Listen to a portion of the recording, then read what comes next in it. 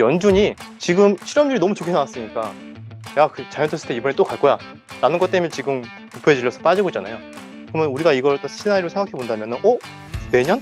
올해 말로 갈수록 실업률이 올라가네? 그럼 연준은 과거에 못 올렸으니까 동결하겠지. 하지만 인플레가 여전히 높다면 올리더라도 조금 올릴 수 있다.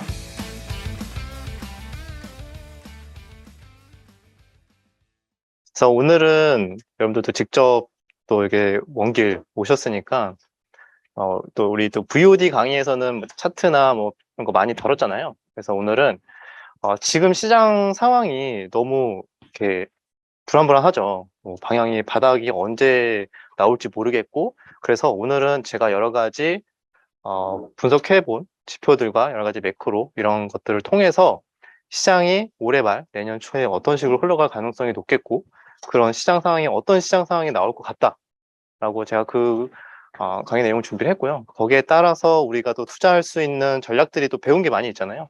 그전에 어떤 것들을 배웠고, 각각 어떤 시장 상황에서 어떤 투자 전략으로 좀 해야 되는지 미리미리 좀 준비할 수 있게끔 준비를 했습니다. 일단 제가 어제 뭐 유튜브 영상 보신 분들도 아시겠지만 또 제가 막 영국 이야기 좀 많이 했죠. 그래서 영국 이야기 요즘에 솔직히 가장 빌런이에요, 영국이. 아니, 어떻게 하다가 영국이 이렇게 됐지?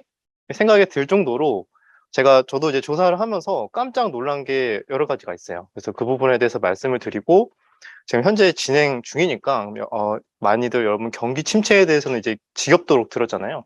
근데 그런 과정들이 징후들이 어떻게 나오고 있고 그 충격이 언제까지 갈 확률이 높겠구나 정도를 한번 체크를 하고요. 그다음에 금리 인하, 지금 여러분들 지금 다 금리 인상, 오늘도 우리나라 벌써 0.5% 포인트 인상을 또 했죠. 다들 전 세계적으로 다 금리 인상을 하고 있는데, 그러면은 우리 지금 금리 인상 때문에 좀 너무 힘들잖아요. 여러 가지 우리 실질적으로 뭐 가처분 소득이 감소하는 것도 힘든데 시장까지 빠지고 뭐 부동산 경기도 안 좋고 여러 가지로 다 힘든 상황이라서, 그러면은 그토록 바라던 금리 인하가 되면은 그러면 끝난 걸까요? 그러면은 이제 시장이 그때부터 이제 랠리를 갈까요? 거기에 대해서도 제 과거 뭐 데이터나 이런 것들도 시나리오에 대해서 좀 생각을 해봐서 아마 이 부분까지 정리가 되면은 내년에는 시장이 이렇게 흘러갈 수가 있겠구나 라는 좀 큰 그림에서 좀 그림을 잡을 수 있지 않을까 이렇게 생각합니다. 네, 영국은 어저께 말씀드렸듯이 이게 영국 국채 가격인데, 한 나라의 국채 가격이 이렇게 단기적으로 20~30%가 지금 빠지고 있어요. 그래서 여기에 대해서는 당연히 뭔가가 심상치 않은 일이 일어나고 있으니까 이런 모습이 나오겠죠. 그래서 여기에 대해서는 처음에 2016년에 브렉시트가 됐죠. 근데 그 전부터 영국은 사실 거의 제조업을 거의 버렸어요. 그러니까 제조업은 이제 좀 중국이나 여러 가지 막 좀 치고 올라온 것도 많고 좀 고부가 가치가 나오지 않고 있기 때문에 우리는 고부가 가치로 금융으로 가자 해갖고 애초에 진작에 제조업을 좀 정리를 하고 금융에 좀 올인을 했거든요. 그런데 그게 사실 브렉시트 이후에 그 금융마저도 휘청거리게 됩니다.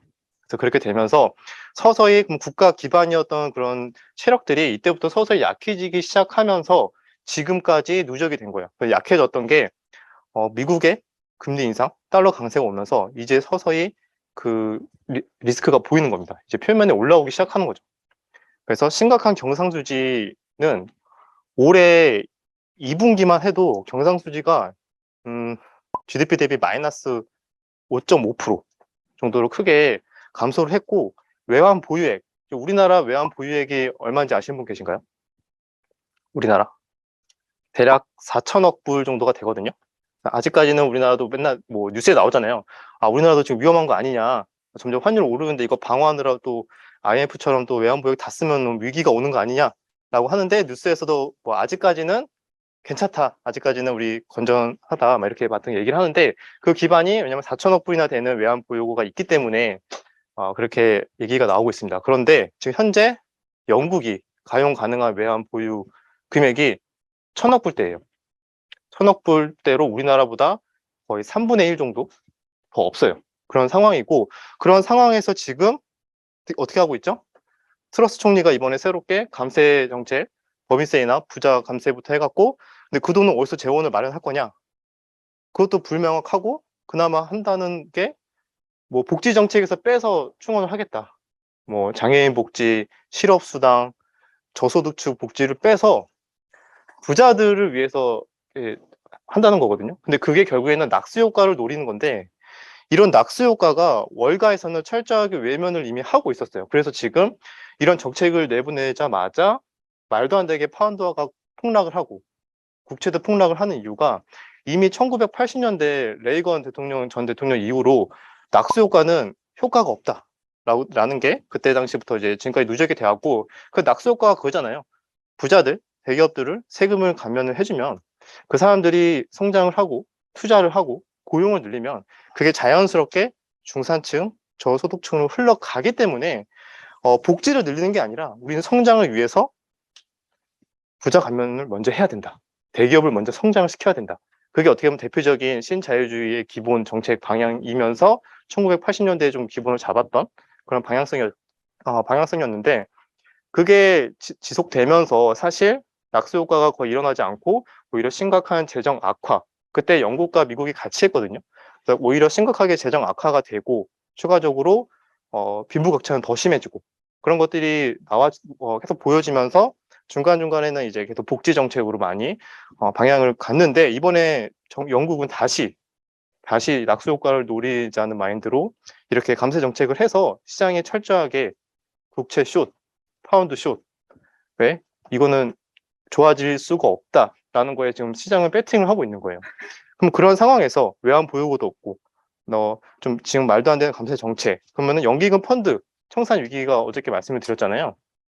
이것도 결국에는 영국 국채 가격이 계속 폭락하니까 우리 주식처럼 똑같이 담보 부족이 뜬 거죠. 담보 부족. 그것도 연금 펀드에서 담보 부족이 뜬 거예요. 큰일 난 거죠. 우리나라에서 연기금이 갑자기 반대매매 나가서 다 날라간다고 뉴스가 나오면 난리 나잖아요. 내가 연금에 지금 돈 꼬박꼬박 바치고 있는 게 얼마인데 이게 청산된다고? 그러면 엄청 막 국가의 좀 근간이 흔들릴 수 있을 정도의 악재이기 때문에.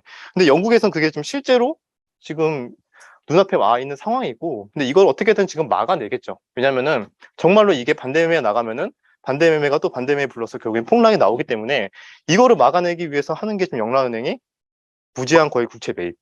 이번에 14일까지 제가 한다고 어제 말씀을 드렸는데, 또 오늘 나온 뉴스는 14일 이후에도 계속 매입을 할 거다라는 신호를 좀 주고 있어요. 근데 그 말이, 그러면 한편으로는 시장에서는 그것 때문에 지금 조금 반등이 나오고 있거든요. 근데 이게 진짜 호재일까에 대해서 한번 생각을 해볼 필요가 있어요. 왜냐면 지금 당장 급한 불은 끌 수 있어요. 왜냐면 반대 매매는 막을 수 있겠죠. 어떻게든 막아서 올리니까. 근데 국채입을 매입을 한다는 것 자체가 계속 파운드화로 찍어내는 거예요. 계속 찍어서 계속 사고 파운드화 계속 풀고 그거를 계속 반복을 하는 거거든요. 그러면은 지금 안 그래도 파운드화가 폭락하고 있는데, 지금 미국이나 전 세계적으로 오히려 긴축을 하면서 돈을 좀 흡수하고 있는데, 혼자 반대 매매 안 당하겠다고 무제한으로 파운드화를 찍어낸다? 감세 정책을 하겠다? 그러니까 재정 양적 완화를 하겠다? 지금 이러고 있는 거거든요. 그러면 이게 지금 당장 급한 불을 끄더라도 어떻게 될까요? 그 이후에 파운드화가 유지를 못하겠죠. 그럼 파운드화가 폭락을 할 거예요. 그럼 반대 매매는 막을지언정 파운드화가 추가적으로 폭락을 하게 되면 당연히 국내 수입 물가가 지금보다 더 엄청나게 또 올라가겠죠. 그러면은 말 그대로 정말로 하이퍼 인플레이션, 정말 심각한 상황이 올 수도 있기 때문에 지금 거의 방법이 없다. 사실 지금 상황에서 어떻게 뾰족한 또 수가 보이지 않는 상황이긴 합니다. 이거를 매를 좀 더 뒤에 맞느냐, 지금 맞느냐 차이기 때문에 지금은 일단은 급한 불을 끄고 있는 상황이다.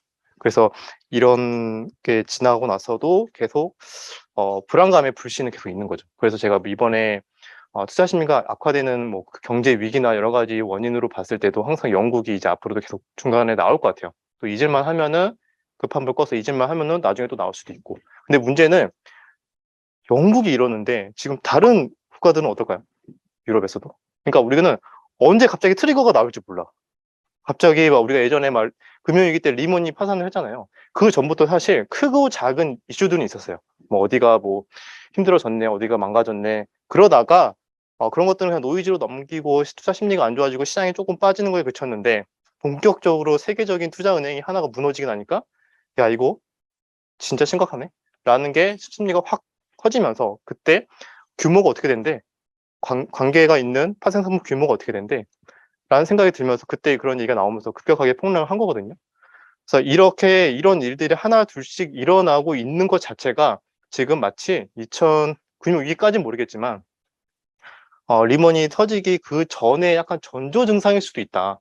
그래서 안 터지면 다행인데 우리는 그러면 거기에 대해서 어떻게 시장을 보고 시나리오를 좀 마음의 준비를 해야 되는지 또 시나리오를 짜야 되는지 그 부분에 대해서 좀 말씀을 드리려고 합니다. 자, 그래서 예를 들어서 또 여러 가지 사건들이 이제 앞으로 많이 터질 거잖아요. 그래서 그 중에 하나도 크레디트 스위스 이제 투자은행 이야기인데, 자, 이것 때문에 트리거가 된다는 아니에요. 왜냐하면 영국만큼 위협적이지 않기 때문에 이것 때문에 되지 않겠지만 이런 사례가 앞으로 올해 내년 초 자주 나올 거라고 저는 생각을 합니다. 그래서 한 가지 예시로 지금 이번에 새롭게 나왔던 게 이제 크레딧 스위스 이슈가 있었죠. CDS 프리미엄이 굉장히 급등을 했는데 여기에서도 배경에서도 또 재밌는 얘기가 하나 있어요. 보시면은 일단은 작년부터 굉장히 투자 실패가 커지면서 재정이 좀 점점 재무가 많이 안 좋아졌거든요. 근데 거기에서도 가장 크게 영향을 미쳤던 게 이제 빌황이라고 혹시 들어보신 분 계신가요? 빌황 들어보신 분 없으세요? 아, 없으시구나. 네, 그러면은 비교할 거는 조금 안 맞긴 한데 제실 이보모 다 들어보셨죠? 제 네이버 카페만 봐도 제가 그 밑에 명호에다가 많이 쓰잖아요. 그죠? 제실 이보모는 한참 예전 100년 전의 거의 인물이죠. 100년 전의 인물이고 전설적인 개인 투자자, 전업 투자자 입니다. 근데 빌황 얘기를 하는데 왜 제실 이보모 얘기를 하느냐? 음, 제실 이보모가 레전드가 되는 데에는 개인 전업 투자자가 현재 우리나라 돈 가치로 혼자서 2조 원의 돈을 벌었어요. 그때 대공황 때 아마 숏 포지션을 통해서 2조를 벌었는데 물론 그 돈 다 날리고 최후를 맞이했죠. 결국에. 근데 뭐 여러 가지 가정사 우울증 여러 가지 있었지만 어쨌든 개인 투자자로서 2조를 번 것도 레전드였고 2조를 날린 것도 레전드였어요. 근데 그 기록을 깬 게 빌황이라는 분이에요. 왜냐면 완전히 개인 투자자는 아니었어요. 처음에 시작은 타이거 아시아 펀드로부터 시작을 해서 원래 헤지 펀드 매니저로 시작을 했거든요. 근데 그렇게 시작을 해서 한 15년 정도 레전드를 찍습니다. 계속 운용을 잘하고 엄청나게 고수익을 계속 잘 내면서 승승장구를 하기 시작해요. 그래서 정말로 유명한 헤지펀드 매니저로서 많은 돈을 벌기 시작합니다. 그래서 7, 8년 전에 여러 가지 뭐 추가적인 구설수가 생기면서 그냥 이럴 바에는 때려치고 전업 투자해야겠다 라고 나와요. 사실 그때 설립한 게 아케고스 캐피털이라는 회사인데 이게 회사지만 사실 오피스 패밀리 오피스 같은 개념으로 그냥 거의 본인 돈만 폐쇄적으로 운영하는 곳이었습니다. 근데 이때 운영한 자금이 10조 정도로 운영을 했다고 합니다. 그러면 그동안 개인 자금이 거의 10조 정도 생겼구나, 그러니까 그 정도 벌었구나라는 걸 추정할 수 있고, 물론 100% 아닐 수는 있겠지만 그 정도로 운영하고 있는 것만으로도 어떻게 보면 전업 투자자의 규모로서 10조 운영하는 게 거의 레전드긴 하죠. 없었죠. 그런 사례가 거의 없었는데 문제는 이 배경에 그런 게 있었어요. 굉장히 이 사람은 소수 종목에 집중적으로 굉장히 투자를 많이 했거든요.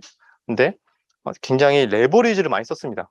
그래서 10조인데도 불구하고 여러 가지 투자 은행에 뭐 골드만사스, 뭐 모건 스탠리, 도이치방크, 그다음에 여기 크레딧 스위스, 그다음에 노무라 등등 투자 은행의 프라임 브로커를 하면서 굉장히 이제 신용을 빌리는 거죠. 신용을 빌려서 레버리지를 일으키고 스왑 계약을 하고 이런 것들을 많이 이용했다고 합니다. 그런데 문제가 된 게 각각의 5개의 투자 은행에 막 10조씩 빌린 거예요.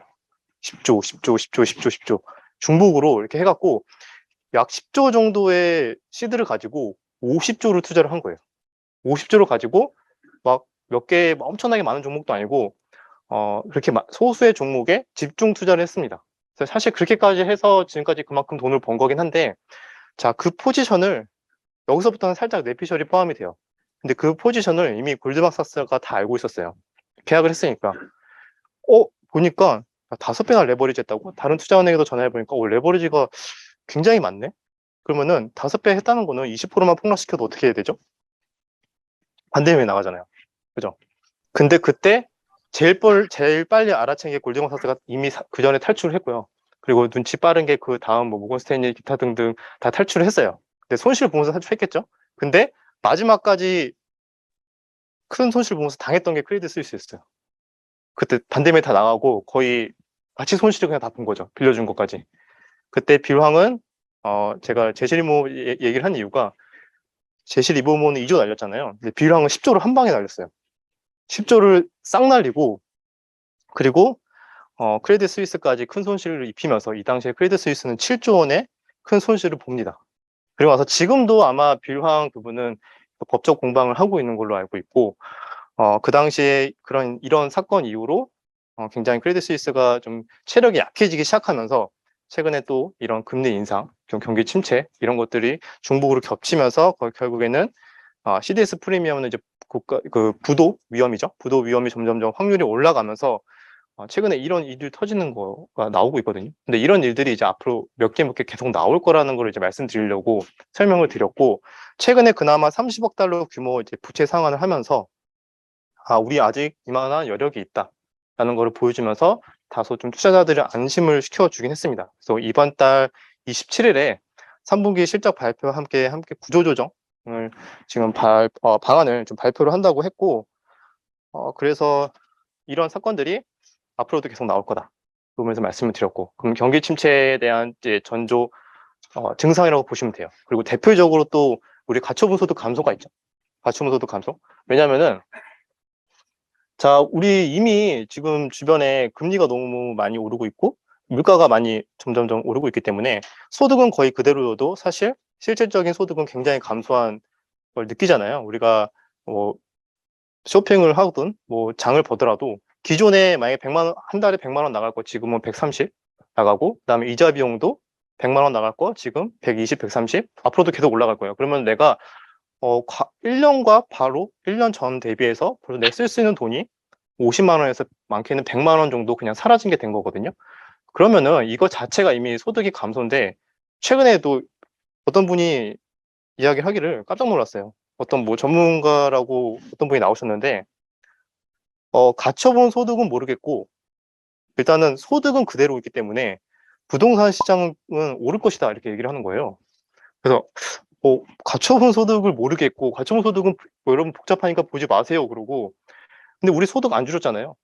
소득 안 줄였으니까 앞으로 경기 괜찮고 뭐 부동산 올라갈 겁니다. 이렇게 얘기를 하는 거 보고 좀 깜짝 놀랐는데, 저는 이제 개인적으로 가처분 소득을 굉장히 중요하게 생각을 하고 있고, 지금 그게 현재 금리를 계속 올리는 추세에서는 이게 결국엔 그렇게 되는 거예요. 우리가 핸드폰 바꿀 거 한 번 더 참고, 좀 비싼 거 뭐 사치품 살 때 한 번 더 안 사고, 그렇기 때문에 그런 것들이 결국에는 올해 초부터 시작이 됐으니까 이제 3분기, 4분기, 내년 초로 갈수록 그런 소비 습관들이 자연스럽게 기업의 실적 쇼크로 이제 연결이 돼서 우리는 그것들이 이제 앞으로 마주할 일이 남았기 때문에 주식시장은 또 굉장히 스마트하죠. 비스턴 마켓은 그걸 미리 알고 있기 때문에 지금 그걸 미리 알고 주식시장에 좀 다 빠져 있긴 합니다. 그래서 그럼 지금 시장은 다 선반영 돼가지고 지금 기회가 아닌가요? 라고 할 수 있는데 한 무릎까지는 왔을 수도 있어요. 무릎까지. 제가 봤을 땐 바닥은 아직 모르겠고 무릎까지 왔을 수 있는데 중간중간에 베어마켓 랠리는 올 거라고 저는 보고는 있습니다. 그래서 그 근거에 대해서 그 시점에 대해서 이제 알아볼 거예요. 보시면은 이것도 추가적으로 갖춰본 얘기고, 우리가 알다시피 코로나 이후에 연끌을 많이 했죠. 이때 코로나 이후에 가계 부채가 258조 정도 늘어났다고 합니다. 그런데 이때는 마치 지금 힘드니까 다 연끌하고 그때 천천히 갚으세요 했는데 끝났는데 금리 막 올려.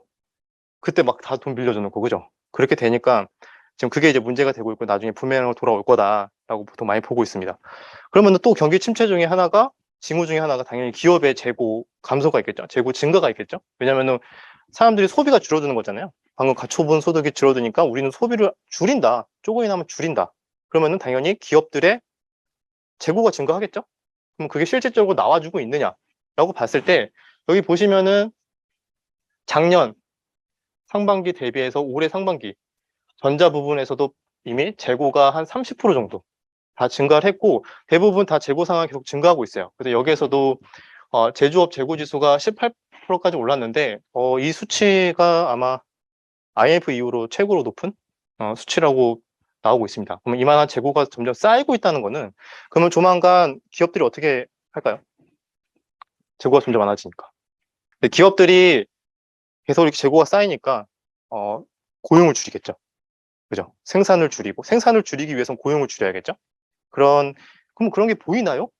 또 이제 반문을 할 수가 있어요.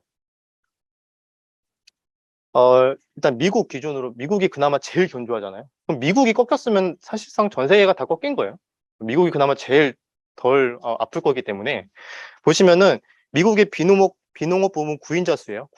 구인자 수가 올해 3월부터 둔화되기 시작했어요. 확실하게 꺾였거든요. 그런데 이거 봤을 때 근데 이렇게 의문을 가질 수 있죠.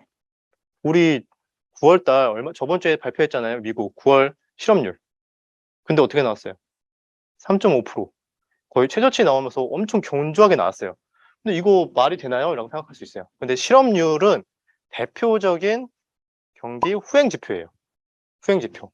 그래서 구인자 수가 꺾이고 나서부터 거의 정확하게는 모르겠지만 6개월에서 7개월? 그 정도 후에 반영이 되기 시작해요. 그럼 계산을 한번 해보면 대충 나오지 않을까요? 3월부터 꺾였잖아요. 6개월에서 7개월, 9월에서 10월. 그러면 그때부터 이게 반영이 되고 실업률의 증가는 9월까지는 좋게 나왔어요, 일단. 그러면은 당장 이제 10월이나 올해 말로 갈수록 서서히 실업률이 증가할 거다라는 걸 예상할 수 있죠. 그죠? 그러면 연준이 지금 실업률이 너무 좋게 나왔으니까 야, 그 자이언트 스텝 이번에 또 갈 거야 라는 것 때문에 지금 공포에 질려서 빠지고 있잖아요. 그러면 우리가 이걸 또 시나리오로 생각해 본다면은 내년? 다음 달? 올해 말로 갈수록 실업률이 올라가네? 그러면 그 시점을 내년 초부터는 적어도 실업률이 가파르게 올라갈 것 같은데, 이런 경기 침체 시그널이나 여러 가지 지표를 봤을 때 그럼 연준은 과거에 못 올렸으니까 동결하겠지. 하지만 인플레가 여전히 높다면은 올리더라도 조금 올릴 수 있다 정도는 우리가 예상할 수 있습니다. 그럼 여기에서 또 한 가지 또 이제 우리는 질문을 할 수가 있죠. 그러면 지금 금리 인하가 이제 만약에 시작되면 실업률이 더 올라가요. 만약 내년 2분기까지 실업률이 계속 올라가서 이제는 도저히 안 되겠다 해갖고 금리 인하를 검토한대. 만약에 2분기 내지는 3분기 그럴 가능성이 있겠죠. 실업률이 가파르게 오르면. 그러면 그때가 또 찐 바닥이다. 찐 바닥이다. 모른다. 아, 그때도 어느 정도는 베어마켓 랠리일 가능성이 높고 박스권일 가능성이 높아요. 왜? 과거에 보시면은 이게 뭐냐면 이 선이 이 시장의 바닥이에요. 이 선이 시장의 바닥이고 이 선은 페드의 금리를 내리기 시작한 시점이에요. 과거에 보시면은 페드가 금리를 내리자마자 시장을 바닥을 찍은 적이 한 번도 없어요. 그나마 코로나 때? 코로나 때 이때는 좀 특수한 케이스였죠. 왜냐하면 연달아 계속 내렸고 결국에는 크게 폭락할 때 그냥 연준이 그냥 무제한 양적 완화 하겠다 이랬잖아요. 전례 없는 일이었고 그런 무제한 양적 완화 이후에 급격하게 반등을 했는데 이번에 과연 그렇게 할 수 있을까요? 양적 완화를 너무 심하게 해서 지금 이렇게 물가 상승 때문에 고통을 받고 있는데 과연 또 할까요? 하더라도 이 기대 인플레이션에 대한 지긋지긋한 그 생각 때문에 기존처럼 예전에 했던 것처럼 과감하게는 절대 못할 가능성이 높습니다. 그렇기 때문에 과거에 금리 인하를 이렇게 서서히 시작하기 했을 때 시장이 바로 바닥을 찍은 게 아니라 그 이후로 굉장히 몇 개월 또는 몇 년 후, 그러니까 1, 2년 후까지도 바닥을 못 찍은 게 과거의 데이터에 지금 나오고 있거든요. 2007년도 우리 금융위기 때만 잠깐 볼까요? 이때도 제가 기억하기로는 2007년도 9월인가요? 그때쯤에 이미 그때도 경기 침체 또는 뭔가 이제 서브프라임에 대한 이슈들이 조금씩 나오고 있었어요. 아마 그때 여러분들 빅쇼트 영화 보시면 마이클 볼이 이제 막 숏 치잖아요. 아마 그 이후에 이제 막 숏을 치는데 시장이 막 안 빠져. 근데 이제 막 괴로워하잖아요. 그러니까 지금 시장은 거품이고 뭔가 폭락할 것 같은데 생각보다 그 시장에 반영하는 데는 조금 이제 시간이 걸릴 수 있다라는 것들을 이제 느낄 수 있어요. 근데 그때 2007년도에 그런 것들이 감지가 되면서 페드가 한 9월쯤에 언지를 합니다. 가능성을 시사해요. 그러니까 인하 가능성을 시사를 하고 10월에 아마 인하를 시작했을 거예요. 9월에 한 번, 10월에 한 번 이렇게 인하를 합니다. 그리고 나서 막상 인하를 한다고 하니까 시장이 막 반등이 나왔어요. 반등이 나왔다가 고점을 뚫고 막 올라간 게 아니라 말 그대로 기술적 반등 정도에 한 달 정도 반등이 나왔다가 다시 저점을 두고 쭉쭉쭉 내려가요. 그리고 나서 2008년 때까지 계속 안 좋은 흐름이 나오다가, 물론 중간에 베어마켓 랠리 좀 나왔겠죠. 그러다가 2008년 9월에 리먼 파산하고 나서 저점은 2009년 1월에 찍었어요. 그 과정에서 페드는 금리를 계속 내립니다. 그러면 우리 지금 금리 인상 때문에 이렇게 고통스러운데 금리 인하하면 그냥 쭉쭉 올라갈 거라 생각했는데, 그럼 그때는 과연 시장이 어떤 논리로 뺄까요? 과거에는 어떻게 뺐는지 혹시 기억하시는 분 계세요? 과거엔 그래요. 지금은 인하하면 다 끝날 것 같잖아요. 실제로 진짜 인하하잖아요. 그럼 시장이 또 이래요. 참 변덕스러운 미스터 마켓인데, 그때는 시장이 와, 그 정도로 경기가 안 좋아? 이거 찐이네? 라고 하면서 이건 완전히 경기 침체를 이게 연준이 인정을 해버리네? 라고 생각을 해서 그때는 또 그 불안감 때문에 반등 나왔다가 또 빠지고 그렇게 시작을 하게 됩니다. 과거에 항상 다 그랬어요. 그래서 금리 인하를 하고 근데 계속 빠지다가 거의 한 어느 정도 시간이 지나고 나서 금리 인하 효과가 경기나 시장 전반적으로 다 퍼지기 시작했을 때 저점을 찍어요. 항상 시간차가 존재를 하니까 항상 좀 연준이 좀 항상 느리죠. 그죠? 그래서 인하할 때도 마찬가지로 계속 느리기 때문에 그리고 나서 바닥을 찍는다? 그러면 우리가 실질적으로 지금까지 제가 쭉 말씀드린 거를 이제 쫙 연결이 되죠. 경기 침체에 대한 징후들 체크를 했고, 그러면은 여러 가지 징후들로 인해서 실업률이 올라갈 거고, 그러면은 선행지표나 후행지표를 봤을 때 올해 말부터 올라갈 거고, 그러면 연준이 금리 인하를 하는 시점은 내년 중으로 뭐 2분기 이후, 3분기 정도를 만약에 동결 또는 인하를 검토할 수도 있고, 물론 전제 조건은 인플레가 빨리 잡힌다는 전제하에, 만약에 경기 침체가 세게 오면은 빨리 잡힐 거예요. 그래서 물론 뭐 전쟁이나 여러 가지 변수는 또 있겠죠. 근데 어쨌든 그렇게 된다면은 그때 중간중간에 베어마켓 랠리 나올 것이다. 올해 말에도 특별한 큰 트리거가 터지지 않는다면은 실업률 상승으로 인해서 완화적인 정책이 언급이 나온다면은 베어마켓 랠리 나오고요. 그리고 와서 찐바닥 아니다. 다시 빠질 수 있다.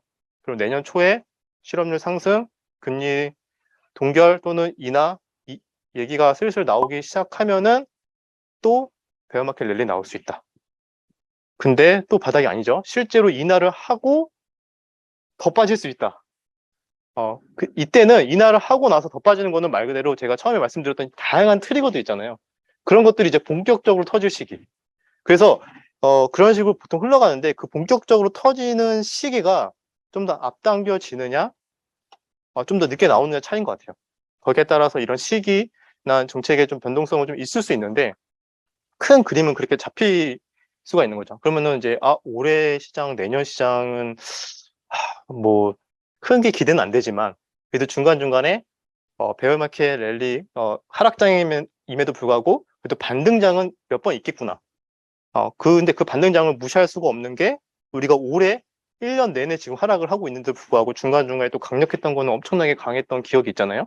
그래서 그때마다 시장에서 놀고 있는 돈들은 아마 강한 또 시세를 분출할 거기 때문에 우리는 거기에 집중을 해야 된다. 그래서 시장 자체를 보면서 막 시장이 그냥 우리가 코로나 이후에 대세 상승처럼 그런 시장은 당분간 힘들 수 있다.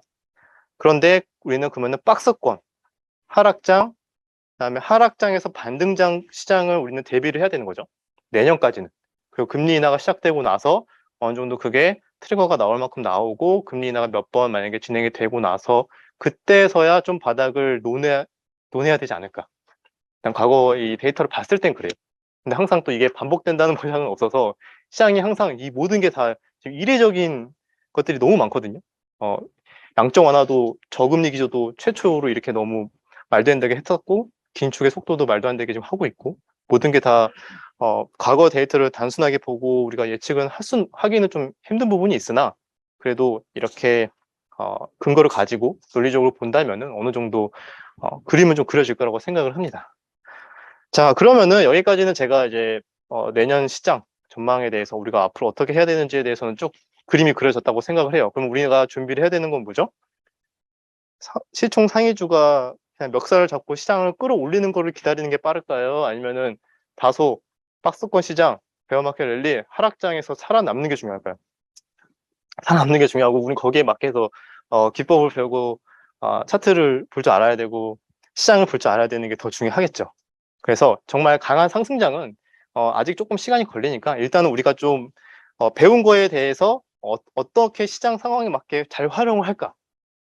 우리가 지금 여러분 강의 쭉 들으신 분들은 아시겠지만 뭐 3호1선 눌림목, 11선, 21선 눌림목, 뭐 주봉, 기간 조정, 스윙, 상승 연봉도 사실 뭐 3호1선의 연장선이죠. 그리고 뭐 매집봉 다양하게 확인하고 호가창 흐름, 하락사태 엠벨로프 뭐 등등등 많이 있어요. 그래서 이런 것들을 가지고 각각 시장 상황에 따라서 어떤 전략들이 유효하고 우리가 어디에 집중을 많이 하면은 승률이 올라갈까에 대해서 네, 정리를 하려고 합니다. 왜냐면은 그죠?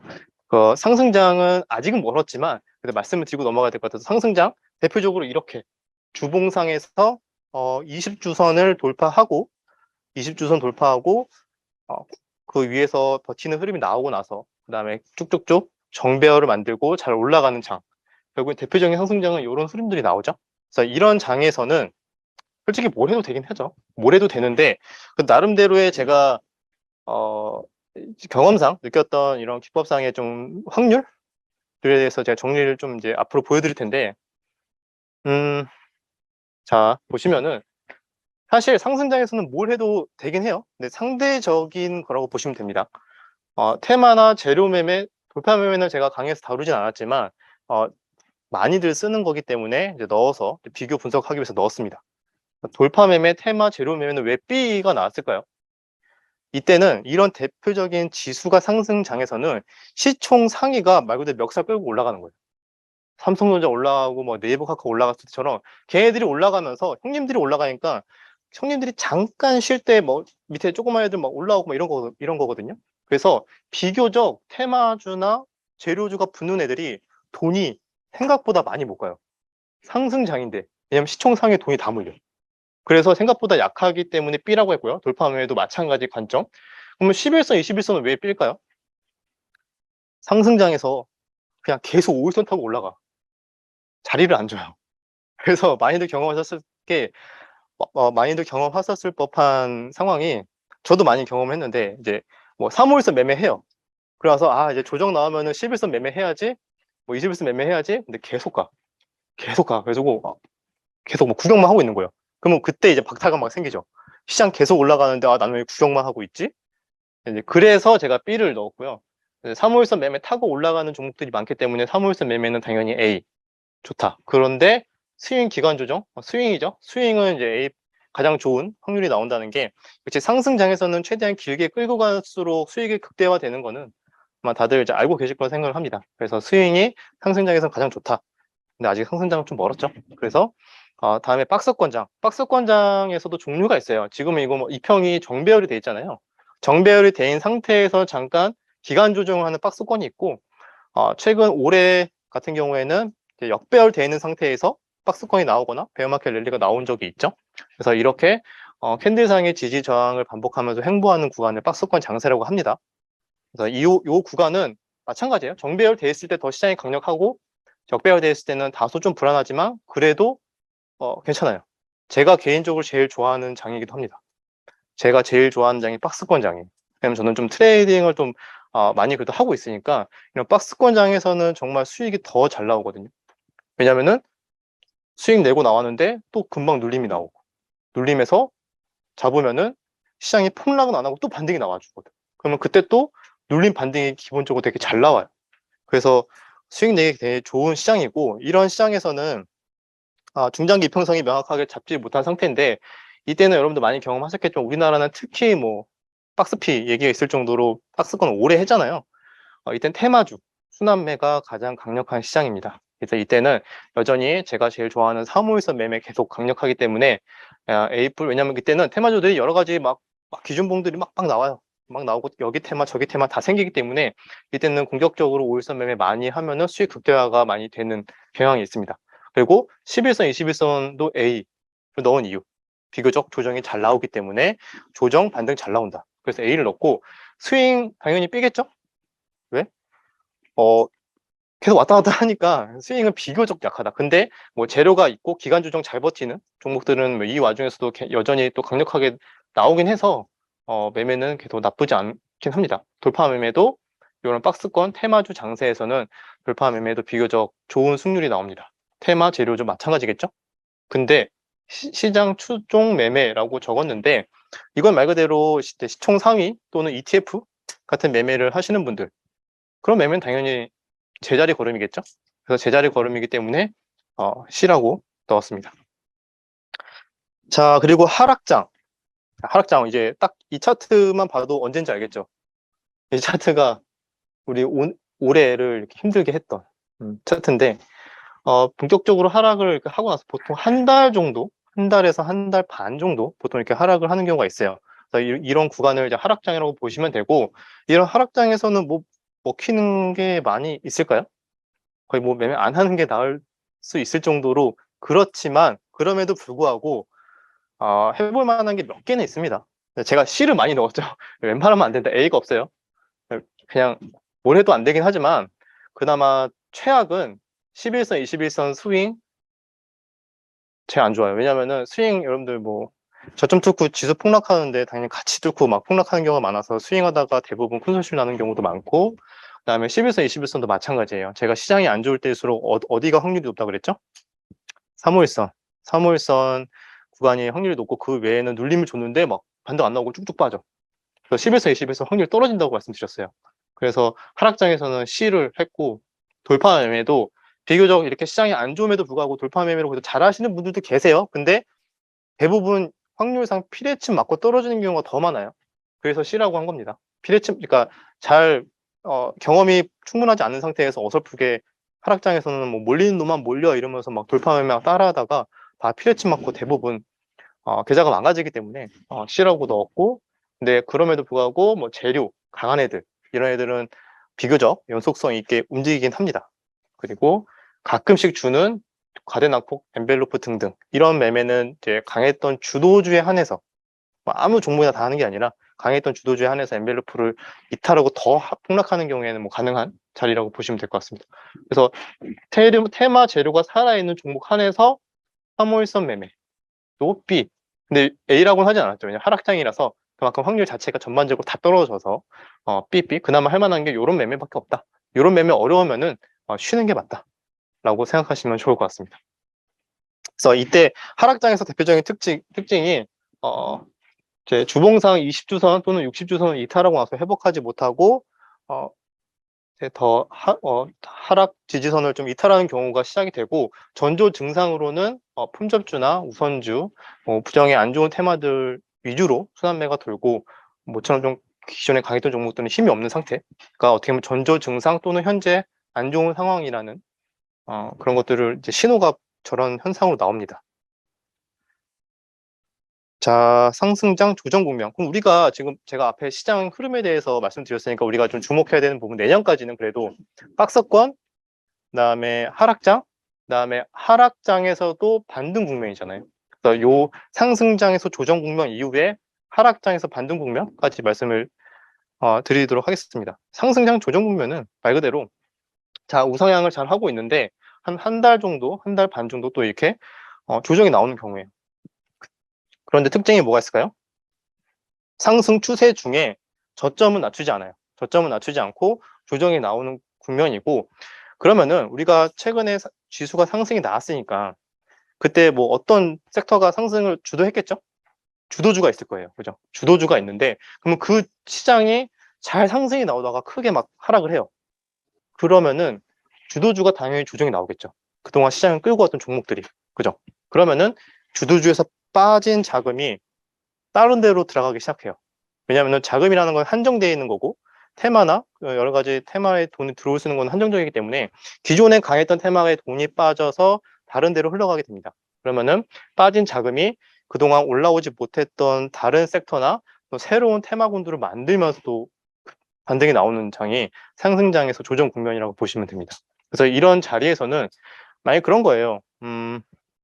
만약에 반도체가 굉장히 강한 장이 왔는데 반도체가 꺾여. 그럼 지수도 같이 꺾이겠죠? 그럼 꺾이면서 갑자기 그동안 관심을 못 받았던 뭐 자동차가던가 아니면은 뭐 갑자기 정책 테마가 막 갑자기 막 올라온다던가, 그러니까 이런 식으로 돈이 새롭게 돌거든요. 그래서 그런 구간에서 당연히 테마 재료 매매 좋겠죠. 왜냐하면 기존의 주도주가 꺾였으니까.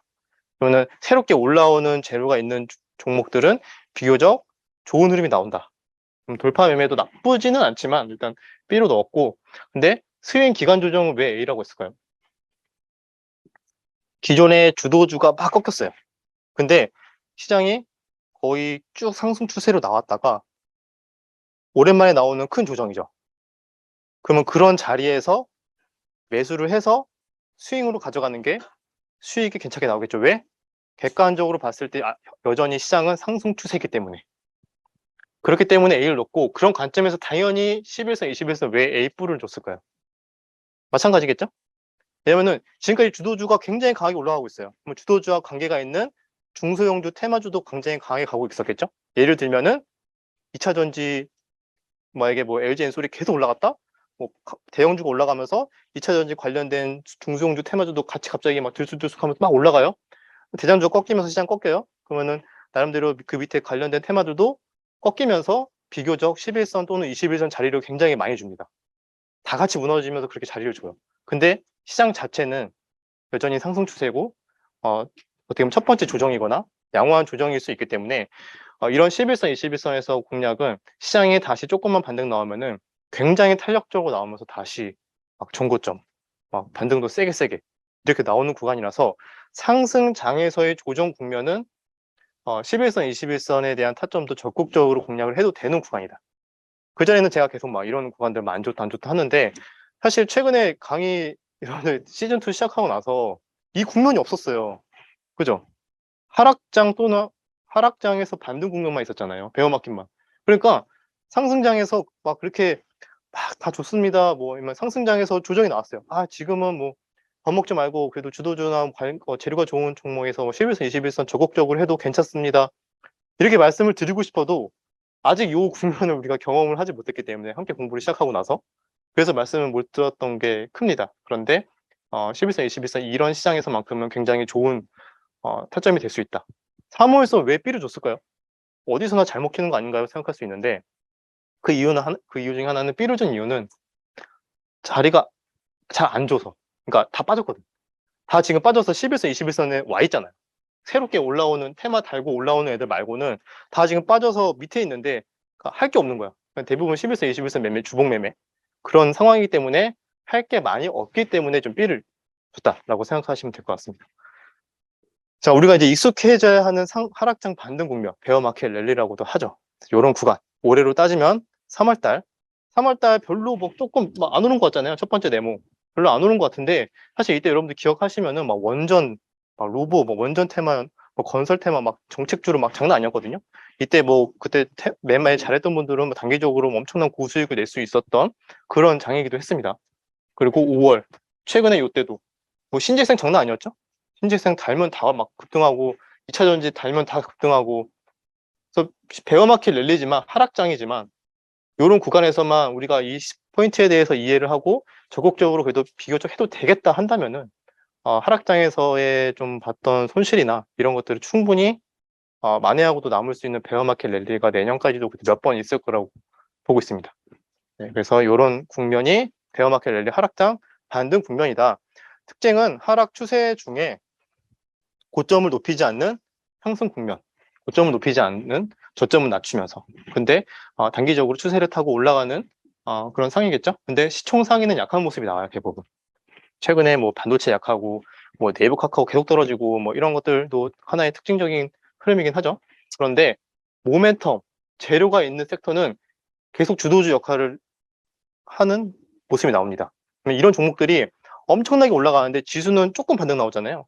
그 이유가 시총 상위주가 약하고 그 밑에 있는 재료가 있는 모멘텀에 있는 종목들이 다 막 끌고 올라가기 때문에, 비교적 재료가 있는 종목들이 굉장히 고수익을 준다. 대표적으로 방금 말씀드렸듯이 뭐 태양광, 2차전지, 로봇, 자율주행 뭐 등등 이랬던 테마 재료 매매가 이런 베어마켓 랠리에서는 가장 적극적으로 매매하면 수익 극대화를 낼 수 있는 그런 전략이라고 보시면 될 것 같습니다.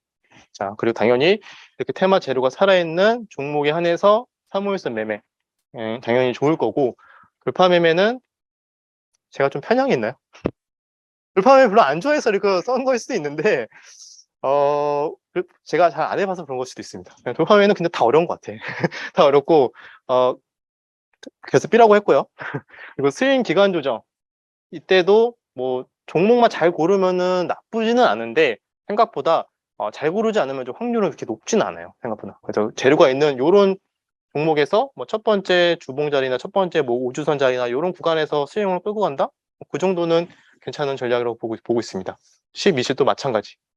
그래서 최근에 올해는 특히 베어마켓 랠리를 많이 경험하셨으니까 어떤 식으로 흘러가겠구나라는 거를 예상을 할 수 있을 거예요. 그러면 제가 처음에 말씀드렸듯이 시장의 흐름이 올해 말에 이렇게 될 거고 내년 초에 이런 이슈들이 나올 거고 그때마다 어떤 시그널이 나오면은 잠깐 반등은 나올 것이다. 근데 그게 과연 찐 바닥은 아닐 수 있으니까 조심해서 베어마켓 랠리로 대응을 하자. 그게 포인트예요. 왜냐면은 지금 당장 실업률 조금 올라서 잠깐 완화적인 기조 보일 것 같아. 반등 나와. 이제 그러면은 삼성전자가 8만전자 가나? 이렇게 하기에는 조금 확률이 떨어질 수 있다는 거죠. 왜냐면 베어마켓 랠리 가능성이 높으니까. 그러면 투자 전략을 어떻게 짜야 될까? 에 대해서는 이제 힌트가 충분히 오늘 많은 이야기에 다 있다고 생각을 합니다. 그래서 여기까지 시장 국면, 시장 상황에 대해서 내년까지 흐름과 각각 시장 상황별로 어떻게 우리가 배운 내용을 가지고 어떻게 해야 되는지 여기까지 정리가 됐고 또 이제 시간이 얼마 없어서 또 주덕하면 또 시법 얘기를 또 안 하고 넘어가면 살짝 또 그렇잖아요. 그죠? 시법 얘기를 살짝 마무리를 해야 될 것 같은데 상승장, 하락장 다 우리는 이제 마인드 관리가 다 중요하죠. 왜냐면 상승장은 뭐 다 좋은데 필요한가요? 근데 생각보다 상승장에서 많은 사람들이 무너져요. 왜냐면 나만 소외받는 경우가 되게 많거든요. 근데 사실 상승장이라고 해봤자 정말 시총 상위주 뭐 갖고 있는 사람도 아니면은 다 거기서 거기거든요. 근데 마치 지수가 올라가면은 나 빼고 다 행복한 것 같아. 다 막 나 빼고 다 왠지 부자 될 것 같고 그때 생기는 게 이제 포모 증후군이죠. 박탈감. 나만 빼고 다 부자 되는 것 같고 그때 생기기 때문에 막 지금이라도 늦은 지금이라도 빨리 해야 되는 거 아니야? 빨리 막 대출받고 레버리지 끼고 막 매매를 해요. 그런데 상승장이라고 해갖고 뭐 주식이 뭐 확률은 높겠지만 또 그렇게 조급하게 하다 보면 또 반드시 부러지거든요.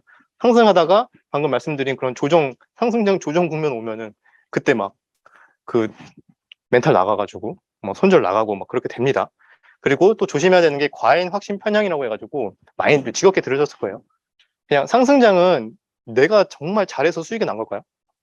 시장이 사실상 준 거잖아요. 근데 마치 많은 분들이 와, 내가 주식에 이제 소질있다 생각을 해서 상승장에 보통 이렇게 생각을 해서 시장이 꺾여도 계속 그때의 기억을 잊지 못하는 거예요. 그때의 기억을 잊지 못해서 나는 내가 작년에 재작년에 이만큼 수익을 냈고 내가 막 10배도 내봤는데 나라면 뭐 할 수 있지 않을까.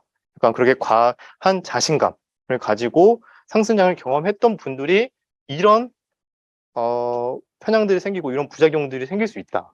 그래서 조심을 해야 되지만 결국에는 뭐 뻔한 말이긴 합니다. 근데 제가 경험을 한 거를 말씀드리자면은 저도 이제 경험을 했어요. 나 되게 시장에 굉장히 강했는데 이때 뭔가 오히려 막 손실이야. 손실을 나가지고 근데 주변의 친구는 막 굉장히 막 100%막 수익 내고 이렇게 한 거예요. 그러면 나는 왠지 굉장히 뒤처진 것 같고 뭔가 막 불안감이 막 올라오죠.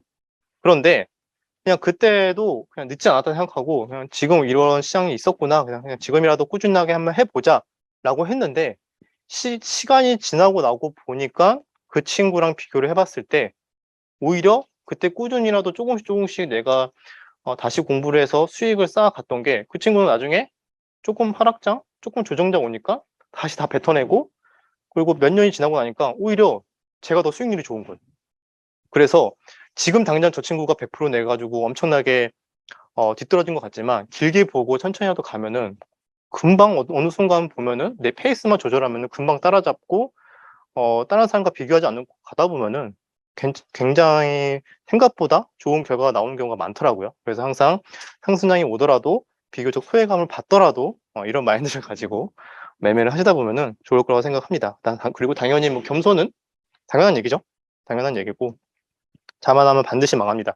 근데 우리가 중요한 거는 이제 하락장에서도 손실 회피 편향이 가장 크게 발동을 하는 구간이에요. 이 구간에서는 똑같아요. 우리가 100만 원 수익이 났을 때랑 100만 원 손실이 났을 때랑 기쁨을 수치로 100이라고 표현을 한다면 수익이 났을 때 100만 원 손실은 수치가 몇이 될까요? 마이너스? 마이너스 똑같이 100이 될까요? 제가 봤을 때 마이너스 한 200은 되는 것 같습니다.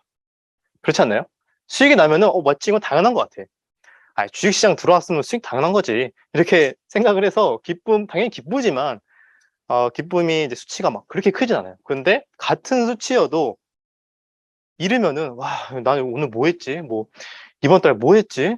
막 자괴감과 막 그런 감정들이 오가면서 굉장히 괴로워지거든요. 그래서 많은 사람들이 손실을 자꾸 받아들이지 않으려고 하고 인정하지 않으려고 그러고 손절을 안 하려고 그러고, 그런 것들이 이제 이런 편향으로 나와요. 손실 회피 편향. 이게 고통이나 기쁨의 비대칭성 때문에 나오는데, 하락장에서는 이런 거에 대해서는 철저히 정말로 조심해야 돼요. 왜냐면 숫자에 너무 감정이입을 하지 말자. 우리는 확률이 확률 게임을 어떻게 보면 하고 있는 거거든요. 확률 게임? 저거 뭐야? 약간 도박 같은데? 근데 여러분들 가치 투자, 장기 투자 다 확률 게임이에요. 내가 가치 투자하는 사람이어도 재무제표가 이렇고 저평가가 이렇게 돼 있고 뭐 이런 종목들을 투자하는데, 이런 종목들이 뭐 다 오를까요? 그런 종목들이 대부분 길게 봤을 때 뭐 몇 년 내로 좋은 수익을 줄 확률이 높더라 라고 생각이 돼서 하는 거죠. 왜냐면 그 와중에 계속 저평가 받고 소외받는 것들이 있을 거고, 또 중간에 악재가 나오면서 손실이 나는 것도 있을 거예요. 근데 결국에는 그 사람들도 본인만의 기준들에서 승률을 높이기 위한 게임을 계속 하고 있는 거다. 근데 그게 대마주든 재료든 트레이딩에서도 모든 면도 결국에는 우리는 확률 게임을 하고 있는 거기 때문에 확률을 높이는 거에 집중을 해야지, 그냥 손실을 안 보는 거에 집중을 하면은 어, 실력이 전혀 늘지 않고 결국엔 제자리 걸음만 계속하고 계속 괴로움만 계속 느끼겠죠. 그래서 우리는 철저히 확률 게임이라는 걸 인정을 해야 된다, 주식시장은. 그리고 확증 편향과 타주효과가 있어요. 타주효과가 뭘까요? 타주효과? 그냥 존버, 약간 이런 거 비슷한 거거든요. 하락장만 올 때마다 이렇게 그냥 아예 에이 모르겠어 그냥 존버하는 사람이 장기적으로 좋은 성과가 날까요? 그런 것들 우리 항상 조심을 해야 된다. 그리고 하락장이 올 때마다 확증 편향, 이게 뭐냐면 내가 보고 싶은 것만 보는 거야. 막 지금 내가 만약에 종목 갖고 있는데 이 종목에 관련된 이 섹터와 포함된 좋은 뉴스는 그래 역시 뭐 좋은 거야. 근데 막 지금 막 경기 침체 오고 막 세계가 무너지고 있는데 막 이거는 금방 지나갈 거야 이러고 좋은 것만 보고, 사람이 이제 그렇게 어쩔 수가 없거든요. 왜냐면 당연히 내가 좋아하는 내용을 더 관심 갖게 보게 되고, 내가 싫어하는 것들은 자꾸 이제 외면하게 되고, 이제 어쩔 수 없는 사람의 자연스러운 또 본능 중에 하나이기 때문에 그것 자체를 탓할 수는 없지만, 근데 주식시장에서 이런 본능들을 굉장히 극복해야지만 또 살아남을 수 있는 또 어려운 곳이잖아요. 그래서 우리가 알고 있지만 계속 훈련을 해야 된다. 너무 어려워요. 근데 주식하려면 어쩔 수 없어요. 계속 해야 돼요. 계속 마인드 심법 관리, 제가 카페에서도 매일같이 최대한 시황 브리핑에서도 최대한 그런 얘기를 조금이라도 더 하려고 하는데, 아침에 막 머리가 굳어서 생각이 안 날 때는 어쩔 수 없는데 최대한 이렇게 말씀을 드리는 이유도 결국에는 이제 평생 해야 되는 숙제죠. 그래서 다양한 정보에 대해서 항상 객관적으로 받아들이고, 메타인지는 이제 객관적으로 받아들인다는 거예요. 객관적으로 내가 지금 가지고 있어서가 아니고, 내가 만약에 인버스 갖고 있다고 해서 안 좋은 것만 보고 있고 막 그런 거. 근데 객관적으로 봤을 때 정말로 지금이 좋은 건가 안 좋은 건가를 항상 스스로 나를 지켜보는 또 다른 자아를 만들어요. 나를 지켜봐요. 너 잘하고 있냐? 잘하고 있냐? 객관적으로 본 거 맞냐? 너 편향 있는 거 아니야? 너 괜히 그거 가지고 있어서 그런 것 같은데. 스스로 계속 채찍질을 하면서 계속 되돌아보는 것들이 굉장히 좀 도움이 저는 좀 됐던 것 같아요. 자, 마지막으로 주식 투자자의 최악의 편향입니다. 왜냐하면 우리는 스스로, 물론 여러분들은 지금 스터디 강의를 통해서 어느 정도 기법에 대해서 몇 가지 좀 당연히 배우고 계시잖아요. 그런데 이건 어느 정도 제가 과거에 좀 검증을 했던 것들을 알려드리는 거라서, 그럼에도 불구하고 당연히 본인만의 디테일들이 없을 수가 없겠죠.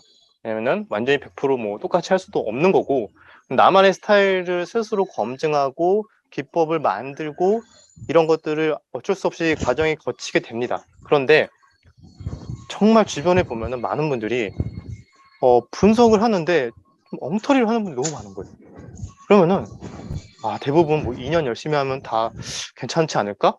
근데 중요한 걸 해야 되는데 계속 그 자리에서 이렇게 돌고만 있고, 중요하지 않은 걸 가지고 의미 있게 분석을 했다고 생각하고 그거를 계속 나만의 원칙이라고 하고 있으면은 성장을 절대 할 수 없겠죠. 가령 예를 들면은 주가가 뭐 빠지는데 뭐 양봉이 2개 나와, 뭐 도지가 나와. 만약에 예를 들어서 그러면은 급등이 나왔어요. 근데 그거는 어 하락하다가 당연히 뭐 나올 수 있는 거잖아요.